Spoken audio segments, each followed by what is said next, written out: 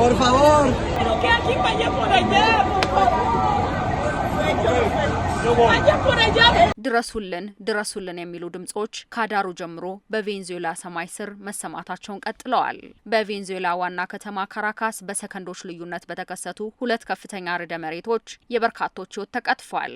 ይህ ዜና እስከሚጠናቀርበት ሰዓት ድረስም ቢያንስ 170 ሰዎች እንደሞቱና 1000 የሚጠጉ ሰዎች እንደተጎዱ መረጃዎች አመልክተዋል። የመሬት መንቀጥቀጦቹ የተከሰቱት ቬንዙዌላ ብሔራዊ ክብረ በዓሏን እያከበረች ባለችበት ወቅት መሆኑ ክስተቱን ይበልጥ አሳዛኝ አድርጎታል።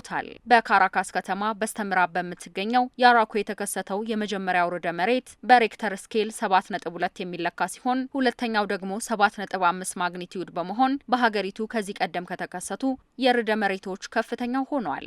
የአሜሪካ የጂኦሎጂ ጥናት ተቋም የመጀመሪያው ርዕደ መሬት እስከ 22 ኪሎ ሜትር በሚደርስ ጥልቀት እንደተሰማ አስታውቋል። ከ39 ሰከንዶች በኋላ የተከሰተው ርዕደ መሬት ደግሞ እስከ 10 ኪሎ ሜትር ድረስ የሚደርስ ጥልቀት እንደነበረው ተገልጿል። ሁለቱም የመሬት መንቀጥቀጦች ከመዲናዋ በቅርብ ርቀት ቢከሰቱም በመላው ከተማዋ ንዝረቱ እንደተሰማ ተነግሯል። ንዝረቱ በ1000 ኪሎ ሜትር ርቀት በምትገኘው የኮሎምቢያ መዲና ቦጎታም ጭምር ተሰምቷል።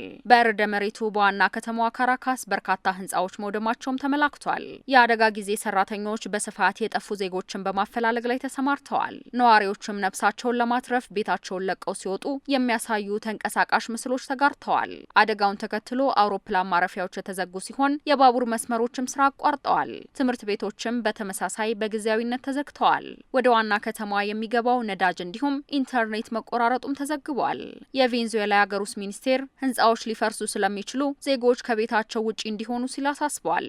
የፓኮዶ ከተማ ከንቲባ ጉስታቮ ዱዌስዌዝ ሁለት ህንጻዎች መፍረሳቸውን ለሮይተርስ የዜና ወኪል ተናግረዋል። 500 የድንገተኛ ጊዜ ሰራተኞች እንደተሰማሩና 18 ሰዎችን በህይወት ማትረፍ እንደተቻለም ነው የገለጹት። የቬንዙዌላ ጊዜያዊ ፕሬዝዳንት ዴልሲ ሮድሪጌዝ አደጋውን ተከትሎ የአስቸኳይ ጊዜ አዋጅ አውጀዋል። የአስቸኳይ ጊዜ አዋጁ ተጨማሪ ግብዓትን ለማግኘትና የሰዎችን ህይወት የመታደግ ስራውን ለማፋጠን ይረዳልም ተብሏል። ሮድሪጌዝ ለተጎጂ ቤተሰቦች መጽናናትን እመኛሉ ብለዋል። አደጋውን ተከትሎ በርካታ ሀገራት የሀዘን መግለጫ እያወጡ ሲሆን ሳውዲ አረቢያ፣ የተባበሩት አረብ ኤሚሬትስና እንደ ዮርዳኖስ ያሉ በርካታ የአረብ ሀገራት የሀዘን መግለጫ በማውጣት ለቬንዙዌላ አጋርነታቸውን እንደሚያሳዩ ገልጸዋል። ለተጎዱ ዜጎች ደግሞ ፈጣን ማገገም እንደሚመኙ አስታውቀዋል። በተመሳሳይ ኳታር የሀዘን መግለጫ በማውጣት በርዕደ መሬቱ ለተጎዱ ዜጎች ድጋፍ እንደምትሰጥ ገልጻለች። የቱርክ ፕሬዝዳንት ረሲፕ ጣይብ ኤርዶዋንም በደረሰው ጉዳት ማዘናቸውን ገልጸው ሀገራቸው ተጎጂዎችን ለመደገፍ ዝግጁ ናት ብለዋል። ጎረቤት ሀገሮቹ ብራዚል፣ ኤልሳልቫዶርና ኢኳዶርን በአደጋው ለተጎዱ ወገኖች ድጋፍና እገዛ እንደሚያደርጉ ገልጸዋል። በርካታ መንግስታትና ዓለም አቀፍ ድርጅቶች ለቬንዙዌላ ድጋፋቸውን እንደሚቀጥሉ እየገለጹ ሲሆን የተባበሩት መንግስታትም ለተጎዱ ዜጎች አስቸኳይ ዓለም አቀፍ እርዳታ እንዲደረግ ሲል ጠይቋል። የዓለም አቀፉ የስደተኞች ድርጅት ዋና ዳይሬክተር ኤሚ ጳፓስ የዓለም አቀፉ ማህበረሰብ ለቬንዙዌላ ድጋፉ እንዲያጠናክር ሲሉ የጠየቁ ሲሆን የተባበሩት መንግስታት ኤጀንሲ የሰብአዊና የአስቸኳይ ጊዜ እርዳታ ለመስጠት ከአጋር አካላት ጋር እየሰራ መሆኑን አስታውቀዋል። ከሁለቱ ርዕደ መሬቶች በመቀጠል ከ20 በላይ ድረ መንቀጥቀጦች በመላው ቬንዙዌላ መከሰታቸውም እየተነገረ ነው። በደቡባዊ የአገሪቱ ክፍል በሚገኙ የባህር ዳርቻዎች ላጉዋሪያ፣ አርጉዋ፣ ካሮቦቦና አፋልኮን ድረስ መድረሱም ተመላክቷል። ቬንዙዌላ እንደ አውሮፓውያን አቆጣጠር በ1821 የስፔን ቅኝ ገዢዎችን የቬንዙዌላ የነጻነት ታጋይ ሳይመን ቦልቬር ያሸነፉበትን ቀን እንደ ብሔራዊ ክብረ በዓሏ እያከበረች ሳለ ያጋጠማት ክስተት አሳዛኝ ሆኗል። ካራካስ ከዚህ በፊት አስከፊና ገዳይ የሆነ የርዕደ መሬት ያጋጠማት እንደ አውሮፓውያን አቆጣጠር በ1812 ሲሆን ይህም እስከ 20 ሺህ የሚጠጉ ዜጎችን ህይወት የቀጠፈ አሳዛኝ ክስተት ነበር።